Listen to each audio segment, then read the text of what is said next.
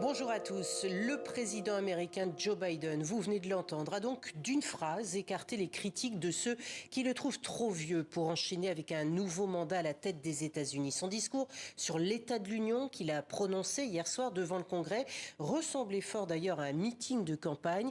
Elisabeth Guedel, vous êtes notre correspondante à New York. Merci de veiller tard pour nous. Que faut-il retenir de cette heure de discours? D'abord, on va attaquer sur le plan intérieur.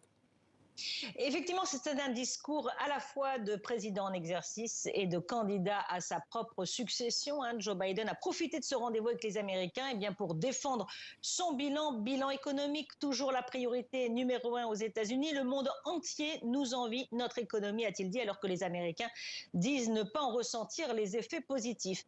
Défense également du droit des femmes, droit à l'avortement, vous savez, menacé, voire supprimé dans une grande partie des États-Unis, défense de la démocratie. Et là, c'est une occasion de plus de critiquer son prédécesseur.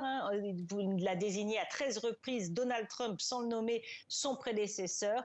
Il a également évoqué l'immigration, qui est un grand sujet de la campagne, mais peu en fait sur la crise migratoire. Mais il a promis qu'il ne diaboliserait pas, pardonne-moi, les migrants. Là encore, attaque directe vis-à-vis de Donald Trump. Donc c'était un discours de politique générale et un programme pour de meeting, vous l'avez dit.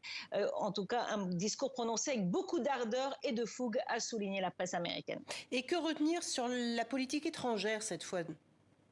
Alors, deux gros sujets. L'Ukraine, Joe Biden a promis qu'il ne plierait pas devant Vladimir Poutine. Là encore, allusion à Donald Trump et d'attitude vis-à-vis du président russe. Il a appelé une nouvelle fois le Congrès à voter l'aide humanitaire, l'aide à l'Ukraine qui est bloquée, faute d'accord entre démocrates et républicains. Et puis sur le Proche-Orient, là encore, il a appelé un cessez-le-feu immédiat de 6 semaines à Gaza et il a rappelé à Israël que c'était primordial qu'il y ait l'acheminement de l'aide humanitaire, une réponse aux critiques de Joe Biden, vous savez, critiques pour son soutien à Israël. Merci beaucoup, Elisabeth Guedel, depuis les États-Unis.